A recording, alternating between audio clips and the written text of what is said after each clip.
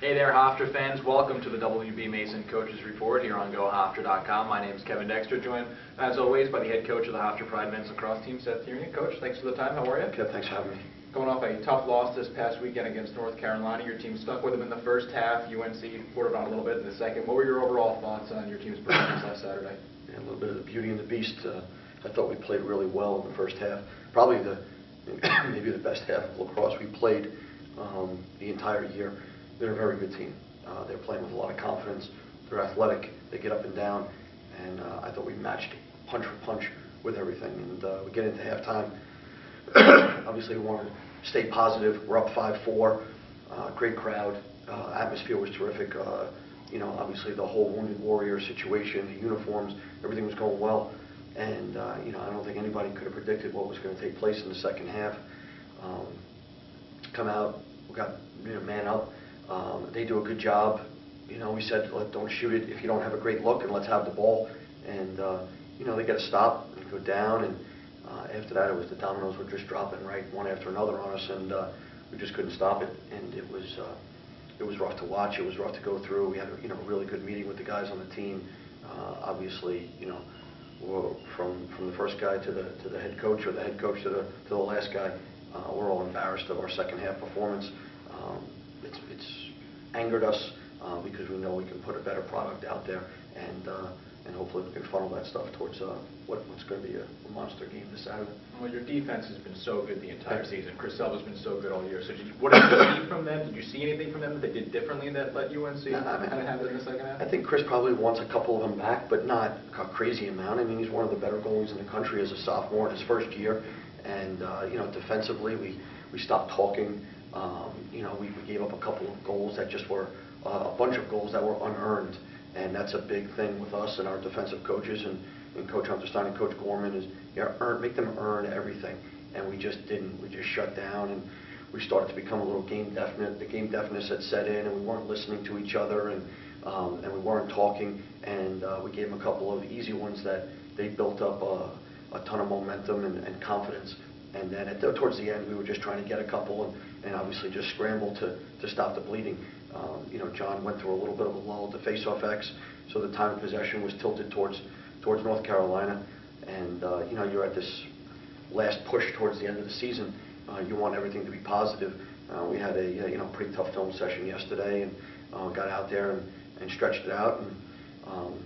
And today we'll start game planning for the next one. You mentioned before how amped up it seemed like your team was with the Wounded Warrior and the uniforms and the big crowd. Did it make the loss sting a little bit more because of that, because of how amped up they got for this game?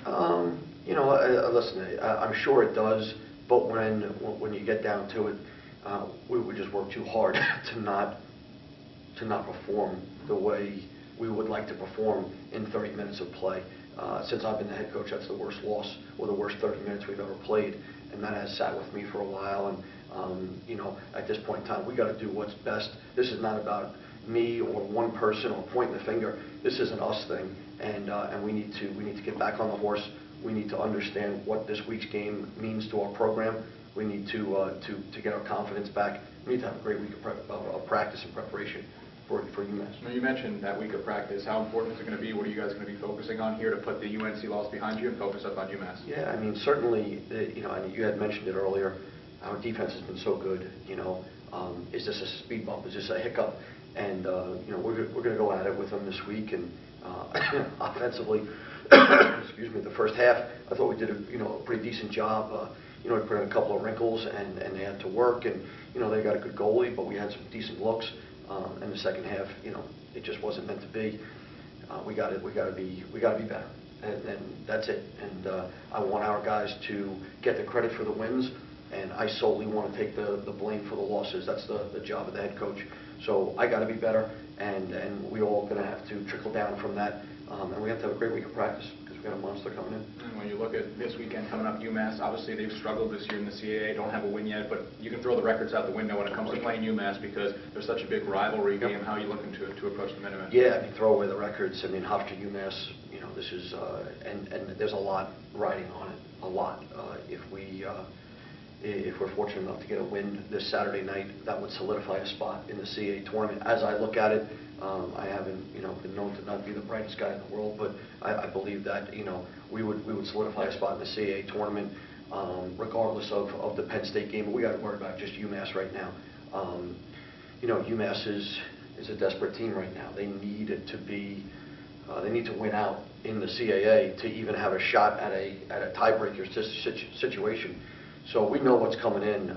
We're watching the last couple games as we speak. We want to play loose, but we got to make sure that we understand the game plan coming in. Oh, Coach, what's going to be the game plan, or a little bit of give us a sneak peek of what we're going to see, what you're expecting to see from the Minutemen, key to get a win on Saturday? Yeah, I mean, certainly, you got to start with Will Manny is back. He's had a shortened season because of a broken finger. Colin Fleming is, he's not shooting very well right now, but he's one heck of a lacrosse player, and we know that. We've faced him in the last couple of years. There's a couple of new faces defensively, but they're playing well. They've kept some good teams down.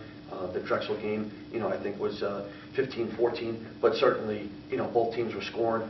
They got a bear at the face-off X, and John will have his hands full there. We got to be great on the wings of face-offs.